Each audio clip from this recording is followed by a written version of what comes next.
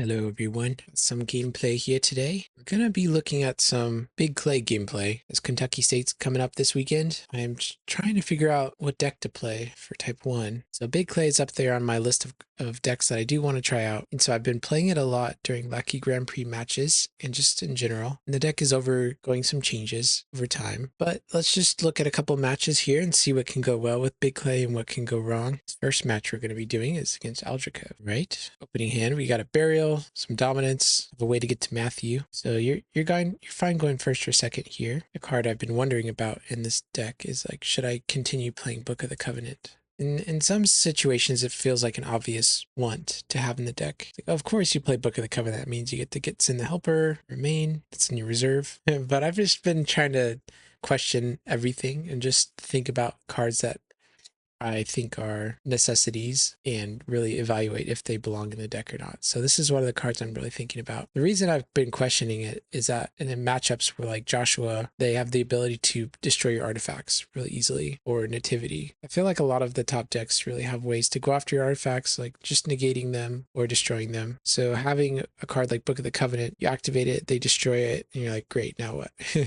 So I was like trying to look for more high impact cards. Maybe I get some reserve space back if I cut this. Temple Veil coming out, you have to have a Gospel Human in play in order to use its look ability. So that gave us a nice, really good idea about Soulhide and Joshua. And we also get to figure out how many cards we can draw from Matthew. But the reason we can't go to Matthew is they did have a Stricken Star ability. So that protected all decks and reserves from opponents during battle phase. So I wasn't able to search my deck. I wasn't able to draw. So that's exactly what you want to be doing with the Stricken.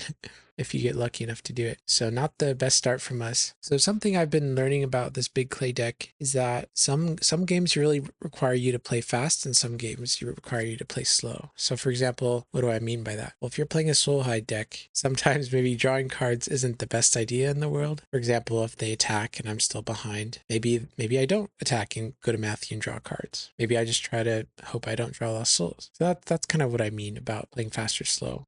This Matthew deck has a lot of ways to draw cards, but also you can play the deck a lot slower too. I think we're going to watch a game coming up that will exhibit this ideal more. But anyways, I'll just mention that for now. Opponent is attacking with Rahab, negating my protect abilities, and playing Scarlet Line, which gets 2 Joshua heroes from deck. Too bad they can't ban him in a battle. That'll be insane. Christian Martyr will take care of her. Yeah, Christian Martyr usually in the Joshua matchup is doesn't really get you a block most of the time because they're attacking with lots of heroes usually. But if they attack you with the Stone Carriers turn 1 or like a Rahab turn 1, then you can just snipe them out. Or alternatively, they do have their banning chain out. You can use Christian Martyr to destroy their Joshua, which makes it a lot harder for them to abuse Joshua's officiators. And depending upon the deck you're running, your artifacts and fortresses might be valuable to you. So this attacks your fortresses, and if you take out Joshua, then you also take out Joshua's sword as an option. So just killing a Joshua if you have like an extra martyr can really help a lot in the matchup.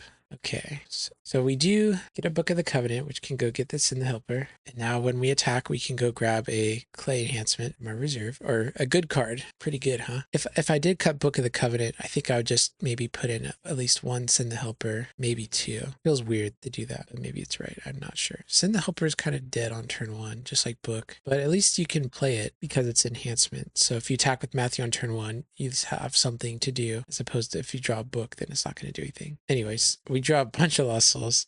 Something I'm trying out is Undesirables here. I am playing Unity, so I get to meet the Unity requirements easily, but it might be weird to see me playing a non-Meek Lost Soul in my Meek Lost Soul deck, right? There's some obvious tension with Undesirables and the first. Like if I have both out, then I don't get to activate the first, right? But I'm really trying to address the problem with this deck that it can kind of stumble in the early game. And so Undesirables is like a way for me to catch up. So let's say, imagine, for example, if they're attacking, I didn't draw my evil character, and I can play Harvest Time go search my deck for undesirables and put that in play and give him that lost soul. And that, again, that's assuming they don't have negate neutrals or Son of God or whatever. But that play has the potential to swing a losing race. Also, in order to kind of help with the tension, I was thinking about running Prince of the Air. Now, I can't play him in Kentucky State because he's not going to be, Kentucky State's a state tournament, not a regional tournament.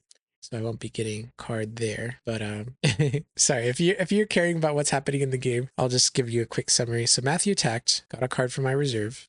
I got my resurrection banded to 3 heroes. They're all empty tomb heroes. So then I banded to Nicodemus, the white version, Odema, who can draw some cards, and then band to empty tomb heroes. And then banded to Resurrection Revealer, and he got the Harvest Time out of my deck. And even though my opponent didn't have any lost souls, I was able to generate some lost souls via Harvest Time. So we turned a drought into a flood here. Now he has to block the fact that Mary the Restored. I just really love Mary the Restored in this deck. It makes my attacks really strong. Negating evil characters is great, and if they're blocking from hand, you can take an NT card. It just makes it oftentimes they don't even want to block because they know I can just get a dominant to win the battle. So if you do play Harvest Time for a bunch in this deck, you will end up with a scenario where you have, I was also trying out the Escape Lost Soul. So this one makes you be flexible with what you get if you draw it. So you can either go for your first or you can go for your undesirables. So depending upon what the game's looking like, you can either go for speed or for a backup plan. I don't know if I want to play this in the deck though, because scenarios where they're negating neutrals and you draw this, having an extra, like more than one non-meek lost soul is pretty bad. But maybe this could be mitigated in the version that's playing Prince of the Air. Oh man, I really want the Prince of the Air cards. So if you're playing an opponent that's on Soulhide and you just want to play Harvest Time, here's a pro tip. What you can do, it's like you can play Harvest Time for a bunch, but here's what you're going to open yourself up to. If you play Harvest Time for a lot and they haven't played their Burial yet, they can just underdeck all the Lost Souls and put them on the bottom of your deck. So if you don't have a way to shuffle their deck or generate a Lost Soul, you're gonna have to wait a while for them to get the Lost Souls back. And so the reason I went for this Harvest play because they had played Burial in turn 1. So because I knew their Burial was out of the way, I really didn't want to have to worry about them doing Soul Hidey things. So I just decided to play Harvest Time for a bunch, even though that meant I would lose my Unity on my Meek Lost Souls. And that's not really a big deal, but it does shut off Burial as being a good block for me. It does shut off Led Astray, but I don't want to keep harping on this, but if I play Prince of the Air, they attack and I can underdeck some Lost Souls, that'll turn on Led Astray. But like, imagine how good this is. Like, they attack, I do Prince of the Air, underdeck my non-meek Lost Souls or whatever. Now I have Unity, I ask for Dominant Initiative, so unless they like Three Woes the Prince of the Air, can just win the battle and get the draw 2 off of Prince or whatever, or the Fortress, or but basically Prince of the Air plus like your battle dominance, Falling Away, Christian Martyr, Burial, Led Astray. Like, I think you can just splash Prince of the Air in your deck if you're just running that many dominants. So what do I cut if I'm probably Brood of Vipers? Brood is good. I do like the fact that he is gospel, so he doesn't break Unity for Possessing Spirit, so I can just play this guy down and not really care. And I do like how Brood of Vipers is CBN, but compared to Prince of the Air, I just don't think it's good enough. Oh, another thing you could do with Prince of the Air is Glory of the Lord, then Prince of the Air is just, that's also really strong. So yeah, the more I think about it, the more I want to do that. Okay, this deck, I was trying out Jesse, because Big Clay, you can often generate these board states where you have a lot of board advantage. This Clay deck is really easy to get snowballing, so you have to figure out, okay, what are you going to do with that advantage? If you're just playing heroes that don't have any effect on the game, like I could have put a bunch of just other random disciples in the deck, right? But this is a way I can turn my card advantage into a tool for me to win the game. Just having cards like negate neutrals or Jesse or Judas or which one's that one? Lemuel? No. That one. You know, the disciple that sits in there, he's a 2/4 that searches for good dominance. So playing territory class characters in this Big Clay deck is kind of appealing, even though I'm never going to be attacking with Jesse. The fact that he's white and it fits in with all the brigades I'm doing, and he has a powerful enough effect that I think I might want it. If Possessing Spirit becomes a bigger metagame threat, then this is an appealing way to kind of stop that. We have to put this down before they play your Possessing Spirit down. Okay, so what happened? They did a big Joshua band, so So here's the big Joshua things. They destroy your artifacts, they draw a bunch of cards, they blow up your fortresses, and they're really consistent and good at doing all that thanks to officiators. So against Joshua decks, they usually just run like Angel of the Lord or Glory of the Lord. So if they're attacking you with a big banding chain and you're blocking with that priest, then there's like a 50-50 chance you can actually get to play some enhancements. So what I'm trying to do here is I'm trying to get rid of some cards, some heroes, but also not give them initiative. I do not want to give them a chance to play their Amazing Faith and let them negate my stuff, but also get a good dominant from their deck. So I'm just trying to maneuver myself in a way here where I can lose the battle or play a dominant that like ends the battle right away before they're able to respond. And so here's something you can do. You can go, what's that card called? The black one. You can play this to go get another Surreptitious Scheme from your deck. Why would you do that? Well, if you played this in battle, you can discard a good card in battle. So you play one, discard a good card in battle, get the other one, play it again. Assuming you have initiative, and grab another card. So I decide just to die here. I did not want them negating all what I had done. Besides, I'd taken out their Joshua and their officiators. So I know a lot of the damage that Joshua can deal to me has been mitigated. And then I just cashed in Surreptitious Scheme for a crowd's choice here. Now I have great leverage to force through another attack here. And so although the score is tied 1-1, opponent is going to be skipping their next turn. So I have a great opportunity to just continue to pull ahead here. They don't have burial, which is one of the best ways they can do to stop my attack. So feeling pretty confident right now. Getting that hand information is super valuable in this deck. You have a lot of ways to attack people, a lot of angles. So getting hand information about what they have and what their outs are usually means if you have some familiarity with what they're doing and you know what cards in your deck can stop that, usually means it's pretty easy to navigate the battle phase. You don't have to do a lot of guessing. I do love hand information a lot, but I don't know if I love it that much to play 2 Temple Veils. I think I'd rather play like the first 20 shekels over the second Temple Veil. Maybe I should play 20 shekels in this deck.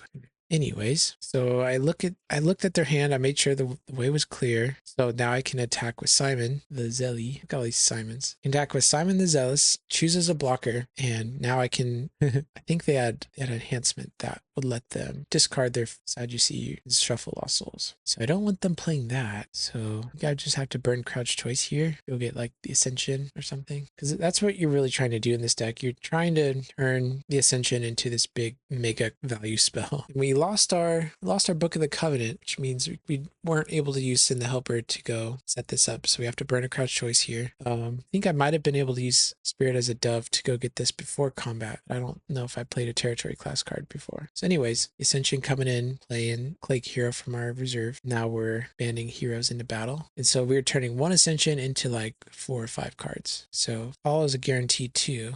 The CBN Paul, draw 2. And then I'm banding to John, Fisherman, drawing another 2. Revealer, going to deck for Gospel Dominant. So like these are the type of games of Big Clay that I'm playing. I'm just like, okay, yeah, this is awesome. Like, why wouldn't I play this deck at Kentucky State? So, and for the last character, we're going to go exchange our angel with Matthias, who is a disciple. Because we're tossing the next, John, now we're bouncing. Even if they had an enhancement that would get them out of this, it's going to get tossed. So just a really strong play. I get to draw 1, 2, 3, 4, plus a dominant with Res Revealer plus Matthias. So I get to like, it's so good.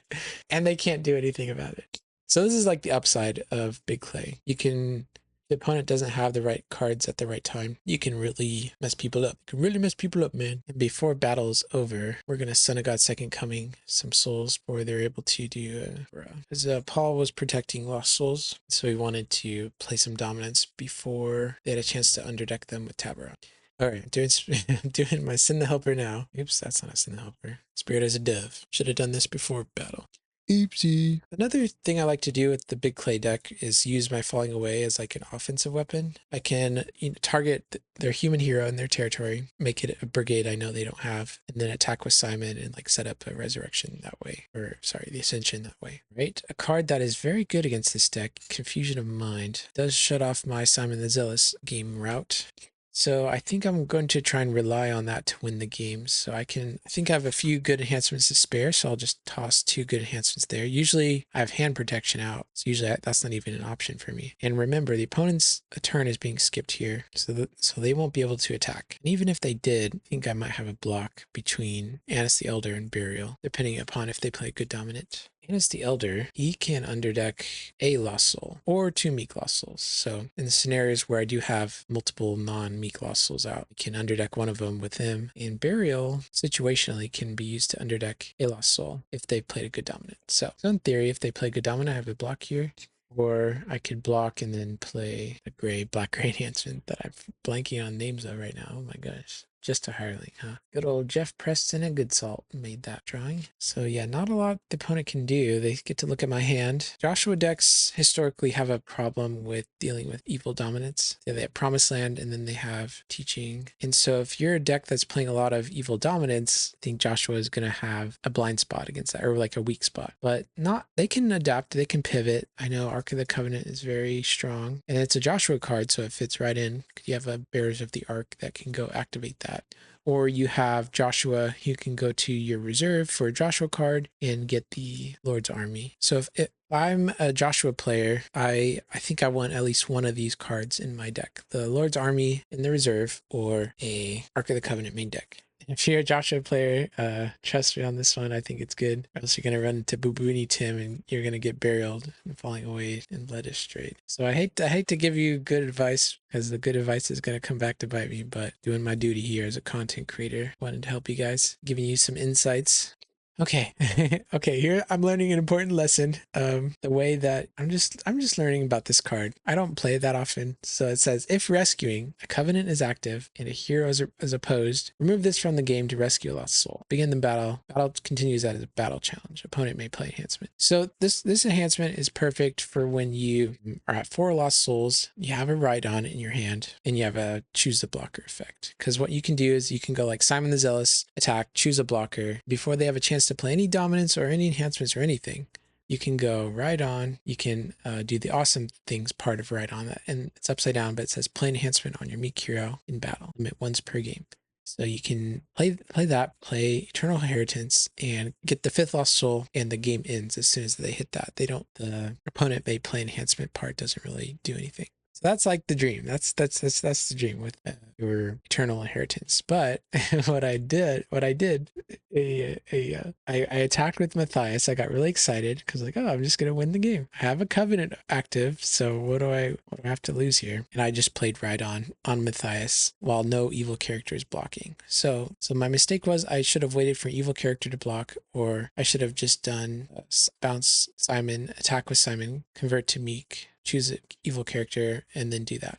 So that little slip up cost me here, but I'm still really far ahead, so it's not going to cost me the game. So here's the opponent. They played a dominant already. They rescued one of my non-Meek Lost Souls, so they're kind of helping me out here for my burial. What do you know? So yeah, so because they did that, I think I can just burial and block that way. So yeah, burial coming in clutch. I know Augury the Wise really detests the Meek Lost Souls as a strategy because by playing Meeks, you're making a deck building decision and forfeiting a lot of the power that comes with Lost Soul abilities. And yeah, I think there's a lot of truth to that. But I think it's a trade-off, right? And I don't know exactly what the best trade-off is. I'm still wondering for myself is like, is it worth it to run Meeks in this particular archetype? Like I don't have to run Big Clay and Soulhide. Like I could try out other defenses and then have like a more normal soul package, so to say. But I do think Meeks, one of their strongest points is you get to play some of the best battle dominance in the game on defense. Like Burial you're going to be able to get a block with Burial if you draw your Burial. And assuming an opponent doesn't have something crazy like a Harvest Time or like a way to generate a soul that you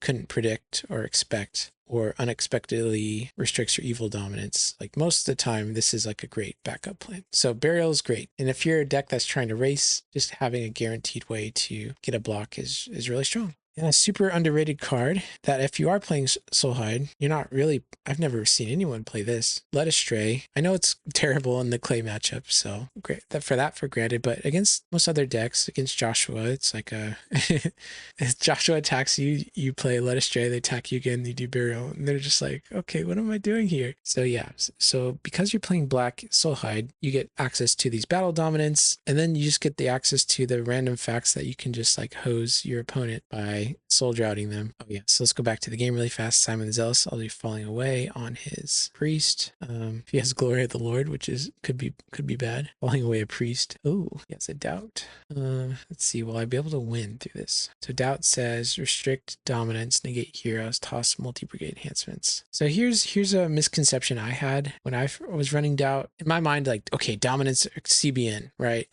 But that's only the dominant part of dominance. If you have a dominant that's converting to a character, that character is not CBN. So even though doubt is like negating heroes and tossing stuff, you can interrupt his ability with a card like the Ascension or let's see, yeah. So anyways, so you can interrupt that ability and then just do whatever you want. So if you have interrupt the battle and they play doubt, and it's assuming that interrupt's like not a multi-brigade enhancement, then you can just kind of easily get around doubt. So I could play doubt in this deck, but I don't really like doubt. I don't think it's a reliable block. It folds to just a lot of commonly played cards like Amazing Faith, Ascension, Untouchables. I think if you go Untouchables, interrupt the battle, bounce, you're gonna bounce doubt, and they can play it again, but I don't think they can add it to battle again because doubt is like a unique character, right? It's not generic, so it's symbolic, but it's not generic. So I don't think they could block again with doubt. Sure, they can block next turn, but the fact is you're able to get around their doubt easily.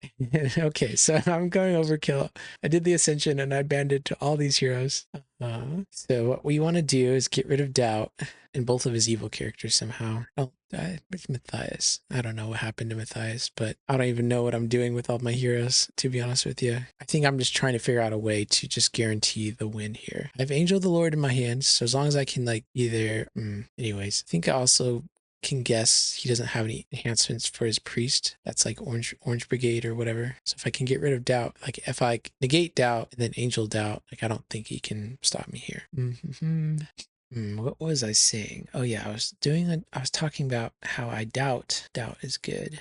If I did have an extra space for a dominant, I think I would play Chronicles before then. It's nice to have like some extra. My defense doesn't really do negate wars. And so I find myself kind of awkward in the scenarios where opponent is attacking with a hero or a way to get initiative, and I don't have a way to soul hide, or I don't have a dominant to like Christian Martyr falling away that hero. So it is nice to have a way to interact with enhancements and artifacts and curses, which are really all around. And a lot of this deck's weaknesses are tabernacle artifacts or curses. And the opponent had a scattered sheep in their hand. It's a good thing I got rid of that doubt, or else all those heroes would have been scattered away. So this is an example of the big clay deck doing a great job. Could have got this 5-1 if I had played my Rhydon a little bit smarter. But let's go on to the next game. All right, we are doing, this is a Zoom match. I was recorded fighting Mr. FloodedRed. So that's big clay right there. You can see it, all 100 cards, all towered up in the Tower of Babel over there on the left. And so Jay won the die roll, and what is he up to? So he's on sort of Joshua deck, and officiators, they can equip Lost Soul or weapon from their deck. So Jay's really big on Builder's Spear in Joshua, and I really can get behind that. So I think I had a block with Soul Protection in my hand, but if he's just attacking me with like with a guy with just some Soul Protection, I don't think I'll be able to block most of the time. So good job on him. It is an awkward opening hand for Joshua. You don't Officiator's Builder's Spirit isn't the strongest attack in the world. So here's an example of a game I'm talking about where I need to adjust my strategy here. I think I had, I had Resurrection Revealer in my hand. So I could have gone like Resurrection Revealer, get Resurrection, attack, get the Resurrection and play it and band and draw a bunch of cards. But I'm trying to actually soul drop the opponent right now. So I decided just to attack with a good strong attack on turn 1 with, if they didn't have any characters blocking, just marry the restored. And I got a soul for that, so that was cool. And now I can save all that juice for later. All right, of course they draw, I think they drew a star ability, right? The Amazing Faith. So they're gonna go through my deck and play a Lost Soul out of there. And so if you are playing a soul drought strategy, you need to be aware that this card only takes cards from your deck if you control a Meek Lost Soul. So because I was soul droughting and I didn't have any Meeks, I tried to play this during my discard step, and I just had to put it in my graveyard because I couldn't search. So yeah, so that was a mistake from me, that is probably going to cost me a lot later on. Opponent decided to attack with officiators again, and I don't think I had a good block. So I decided to go Annis the Elder and then ask for Dom Initiative and then play Grapes of Wrath. You know, it could have been incorrect to do that. Yeah, maybe I should have just given him another soul and used grapes to like try and buy me a turn. I think I end up going for the greediest line of play there. So they attacked me with their Rahab again. So grapes, because they didn't have soul advantage, they could attack again. So they attacked me with Rahab. And I think I had a Deceiver in my hand. So why did I think Woman of Thebez was the best block there? But anyway, so I go to Woman of Thebez. I think maybe I was trying to set up for like a Simon the Zealous play, because choosing a blocker in their territory is really good. But they did have a Three Woes to stop me. So Rahab ends up killing Woman of Thebez in mutual destruction and rescuing a soul. So I'm kind of on the back foot right now, and I know this. I'm really trying to figure out how I want to sequence my attack. Don't remember what Three Woes is doing. I think they have a Storehouse in play. I don't remember what I did there. I think I went like Res Revealer, attack, grab Crowd's Choice, play Crowd's Choice, get Three Woes negate their Storehouse. And so now I'm able to attack with Bartholomew and get a soul out of their deck, because apparently I think they've been soul droughting me or something. So it's definitely not how I want to use my dominance, like Crowd's Choice and Resurrection there, but I'm just trying to get the ball rolling. And this way at least I get a hopper out of their deck, huh? The promo hopper, yeah. So what happened there? He blocked with somebody. I think I just had Angel of the Lord for it. I think it was some brown guy. Okay, so yeah. And notice when I played the Resurrection, I don't remember what I did. I don't think I went for heroes that drew cards. So I'm trying to play the slow game here, just hoping that he doesn't have ways to generate lost souls. And of course he does. He chooses lost souls. If you are playing Soul Hide strategy, I do think playing negate neutrals is 100% required. Lost Souls being one of the most common ways people use to get around Soul Drought, and you can't always draw your Son of God. I'm trying to think why a Lost Soul token wasn't generated. I think maybe I'm missing something. Anyways, I think it's my turn. I think you just passed, and now I'm using. I'm doing another brilliant play. Here's my thoughts. Akeem Starbilly says top deck an OT card from a reserve. Doesn't say who's reserve. So my thought was like, okay, I get to look at your reserve and I get to top deck a card from your reserve to my deck. I thought I was so clever, but Jay is telling me, no, that doesn't work. Even though there's a shield in his reserve, I don't get to top deck that to my deck. So oopsie, I just put a shield on top of Jay's deck. That's not good. And maybe that'll come back to bite me later. We'll find out, huh? We did Angel Appears, looked at his hand. I don't even remember what it was. The Doubt, Joshua's stuff. Yeah, I don't remember seeing that. Brothers Conflict. I don't know. I can't see. I really don't like playing Zoom games. In situations like this where you're trying to discern what's going on in your opponent's hand or your opponent's deck or whatever, Zoom tournaments make that really an awkward process. So I'm thinking about not wanting to play more Zoom games, but I do like playing tournament games. I don't know if I like playing Zoom games. I like playing in-person games. There's just something about the Zoom game that I'm just not 100% enjoying right now. Okay, I think right now I'm trying to set up a giant Child is Born deck. This was the version of the deck running Child is Born and David plus Awesome Things. Wait, maybe not. Maybe I'm just doing Matthew. Maybe I'm thinking it's time to draw cards. No. Why am I doing that? What's happening? Who's blocking? Zeresh? Wife of Haman, maybe? Okay. Yeah, it's been a while since I played this game, so sorry if I don't remember any of the details of it. We're just trying to get the major beats of the story, talk about what works and what doesn't work. So because I had to blow my resurrection earlier, now I'm really exposed to doubt. So I had Matthew attacked, played my glory, and that's a big deal because now I don't have access to glory for my defense. And I thought that was the battle, but I did forget about doubt. So I played my glory and they added doubt, and and there's nothing I can do about that. What just happened there? Is that a lawless? He tried to lawless me? See. Yeah, lawless soul is great. If you draw it, you can reveal the top 6 cards of a deck. And if you're trying to get lost souls in play, then it's a great way or desperate way to do that. So Jay is currently getting soul droughted. He had to skip another turn, so that was like 2 turns in a row. I think I was able to soul drought him. So I just need to rescue a lost soul now, and then I need to get my Son of God Second Coming, and then I win. But Jay's known to play some really heavy defenses, so we'll see if this is doable. And he's playing a brown defense, which I'm not super familiar with. So there's a chance I walk into something here. But let me get my safety blanket on. Book of the Covenant to your remain here. Get out my favorite. I do like Damascus in this deck. So if you're just not having any evil characters in play, you can use Damascus as another way to get to Possessing Spirit. And later on in the game, you can use Lost Child Found to like bounce it and do it again. Or you can play it early or late game and just have it be just this draw deck and increase your hand size by 1. So I do like Damascus. I don't know. Maybe there's a better card. Maybe I should be playing just more evil characters or whatever. Maybe I need to play Brood of Vipers plus Prince, like cut Damascus. Maybe that's a better idea. Okay, so I'm going for my attack. Now I'm doing my favorite aggressive play, falling away on their hero, convert their hero to an evil character, and use Simon the Zealous to choose it as a blocker. So how is opponent going to get out of this one? So it's currently Simon versus a Rahab. I don't remember if I have any good enhancements in my hand. I'm sure I have a plan somehow to deal with this. I think I'm just waiting on dominance right now. So opponent has something. Oh, okay, they pass initiative to me. Go for my Entertaining Angels, which is a card I'm testing out, but it's pretty bad when you don't have any other angels. So yeah, I searched my deck for an angel, then I banned it to an angel. So the reason I got Gabriel here, because I knew they had a shield. So if I did go to angel that just like bounced his blocker or whatever, I knew they could just use shield to add to battle, so I really wanted to negate shield this turn. So I wouldn't have been in this scenario if I hadn't used Akeem to stupid top deck it for my opponent's deck. I'm so mad at myself for that. But anyways, now I think I'm opening myself up to some disaster here. So yeah, opponent did have a Murderous Command. Murderous Command's coming in, getting a Malachite Slave. This is not good at all. Adding that to battle, giving me a Lost Soul token that I think we both forget about. And then he gets to grab an evil character from his deck. So what kind of nasty brown evil character? This one is good. It says you may play an evil ulti fortress from reserve. If the opponent has play advantage, set aside X cards in their territory for X turns. So not only is this great for him, he gets to set aside my You Will Remain. It's CBI. He gets to Bander Persian. It's just like, yeah, it's a really strong thing to do. So I really wish I was able to better leverage my initiative there. Entertaining Angels, just grabbing one angel is not going to do it.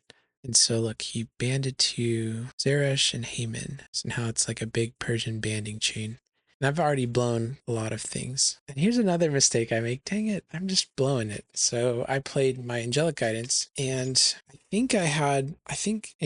here's how the numbers work out, is if I play my Angelic Guidance, sure, I get to search my deck for a silver character, silver card, but when I do this, I'm giving him initiative again. Like, what am I thinking? What I should have done here is I should have just played my Lost Child Found, and then I think I could have just won the battle if I did that. I don't know. I don't remember exactly why that was the case. I think my line was like doing Lost Child Found, banding a bunch of people, and then second coming to my discard pile for for Glory, and then playing Glory, and then like he can't do anything. So yeah, now that I'm giving him initiative, I just walk into Haman's plot and just cry.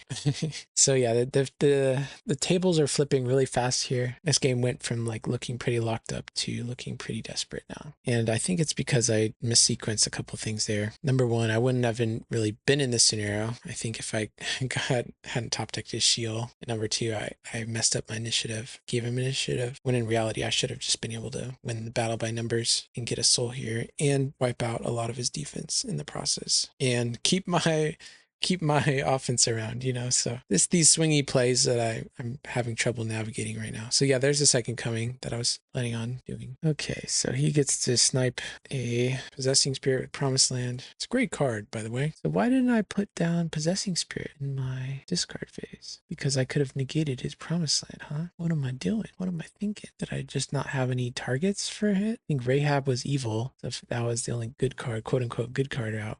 Okay, so I'm playing Burial pre-attack to bury all the meat gloss souls, even his Malachite Slave, because in my mind, Joshua doesn't really have ways to get soul gen. So I'm like, okay, your Lost Souls is out. Like, what are you going to do? I know he can get soul protection, so that's why I'm playing this now as opposed to combat. But Jay's spicy pick is Rahab. So this says, if Spy enters battle, search deck for a Lost Soul. And guess what he's playing in his reserve? He's playing Spy. So he goes, attack with Joshua the Conqueror, grab Spy from my reserve. Not Joshua the Conqueror, the Commander. So many commanders in the Bible, but he grabs sorry, my brain is melting. He grabs Spy, and then he bans the Spy, and Rahab triggers play a Lost Soul from a deck. So his Builder Spear and his Spy are gonna get him 2 Lost Souls. Rahab has been the bane of my existence this game, and he got Rahab back from it's an artifact that is letting him get that back. So it's looking not super good. Okay, so here's another misplay. I made misplays. Okay, I Brood of Vipers in my hand, right? Let's read Brood of Vipers, everybody. If blocking, you may negate and underdeck a good card in a territory. Guess who's in territory? Guess who just played a Lost Soul out of my deck? guess who I can target with Brood of Vipers to negate the play ability and put the Lost Soul on the bottom of my deck, CBN. Instead, I targeted their Tabernacle, which is great. Don't get me wrong. Getting rid of Tabernacle is great. I just missed the line. I only thought of this line in retrospect, but at least I could see the line in retrospect. And so here's how I decided to block that turn. I went Brood of Vipers, block, Second Coming to Grapes of Wrath, and just Grapes of Wrath his entire banding chain. I figured that ought to slow him down. So I found a line. I don't know if it was the best line I could have taken, but that's the cool thing I like about this clay deck. You have so many interesting lines. So at least every game's interesting, in my opinion. Like, stuff is set aside forever. But Jay's defense is looking pretty beefy. I still have ways to break through. I'm not totally out of gas by any means, but I know I'm up against the clock. So it's like I need to somehow get to my dominance, and I somehow need to get Lost Souls. And here I'm going for David Rydon unless Child is Born. So yeah. Oh, you want to know another thing that happened this game that I forgot about? You remember when I played my Resurrection? I decided to, the way I moved my cards around on the table was I played the Resurrection and then I added some heroes to battle. And I did that before I tried to search my deck. And so because I did that, I technically forfeited my ability to play Empty Tomb Hero and a good Gospel Fortress from my deck. And Jay called me on it and he's like, okay, so because you did that, you don't get to search. And it was a little frustrating, but it's fair because that's how the card works. And if I want to play at a tournament, then that's how I need to play the cards. Or because like if a judge comes over and he sees that, the judge is going to say like, nope, you can't do that. And I'm just thinking about how useful my Fortress and Empty Tomb Hero would have been this game. That's all I'm thinking about right now. But anyways, so that's happened. I'm tilted this game. I'm not playing my best. I am. Definition of tilted. So what happened there? I went David Rydon, got a bunch of stuff. I think he just blocked me with Heyman. He negated my hero's abilities. So I had to put my dominance back. And the more I play with David Rydon, I'm just like, it just doesn't feel worth it. Oh, you know what I did? I attacked with David Rydon and he had a shield on his territory and I did a bunch of searching, of course, right? As one does when they're doing David Rydon. And he just underdecked all the Lost Souls in his territory. And so sheepishly just had to, so yeah, that was like another mistake, Not only did I burn my Rydon, I just gave him another turn. So yeah, I'm the definition of tilted right now. But to my defense, it is kind of hard to see what he's doing. It's a little bit odd. Yeah, another Lost Souls is lost to the winds because of my shield top deck brilliance. Yes. Okay, so I had to give him a Lost Soul, I think. Now it's my turn again. Great White Throne, save me. Save me, Great White Throne. At this point in the game, I've used so many battle dominance. I'm like, okay, what's left in my deck, I've already played Second Coming. It's just not looking good. Okay, Simon the Zealous is in my discard pile. And guess what I get? I look at the card. I look at Angel from the Sun. Let's read them together, boys and girls. Let's practice our first grade reading skills. So in my mind, I'm saying, okay, you may exchange this hero with a martyr. Okay, Simon the Zealous is a martyr to my discard pile. My hand, deck, territory, reserve. And guess who I could have also gotten? I'm mixing up these two cards. I was like, okay, one of these angels I know for a fact goes to my discard pile. And I scanned Angel from the Sun. I was like, oh yeah, he goes to discard pile. And so I get him. And it turns out he doesn't. And now I'm like, oh, frick. So Jay gives me a take back. He doesn't have to give me a take back here, but he gives me a take back and I'm so tilted. I decided to use it. I go Great White Throne to Reassuring Angels, back to Simon. Okay, now we're back. We're back, boys. So I don't think Simon can choose somebody that doesn't band here. His territory is just full of characters that band. Maybe I can just choose Heyman? Negate characters. Yeah, why don't I just choose Heyman here? I don't know. Because they can't negate Simon's choose the blocker ability, can they? Because he converted to Meek. Oh, I did choose Heyman. I was like, haha. But then they use shield. Dang it. So the third rescue attempt in a row thwarted because of freaking shield. Shield. Yeah, that card's a good card. It's a good card. Maybe I should play it. Maybe I should play it in this deck. I think I definitely want to play it if I'm playing Prince of the Air. Because this is a New Testament fortress. You can get it out of your deck with Prince of the Air. And you can play it right away. And that's really good in a soul hide strategy. If you go like Prince of the Air, play your shield, then underdeck your souls, then like you have a shield out. And it's just, yeah, it's good. Okay, I think I'm resigned to lose this game now because it's a mini misplays. This game definitely felt winnable, don't get me wrong. I think if I played Jay again, I think I'd have a better shot at winning this game. A little bit more information about what his defense is doing, I think, and also playing with the version of the deck that's not trying to do the David Rydon thing. It just never seems to work out for me. It sounds good on paper, but it's just like never seems to work, at least in this deck. In Nativity, it's different. But yeah, this game's Jover. GG. Yeah, good game. Oh, I'm so mad that I missed the Rahab play. Oh well, but I get to see it again next time. Okay, thanks for helping me look at some gameplay, just kind of examine what's going right with the clay deck and what's going wrong. And I still haven't made a decision about Kentucky State yet, but so if you've made it this far, thanks for watching.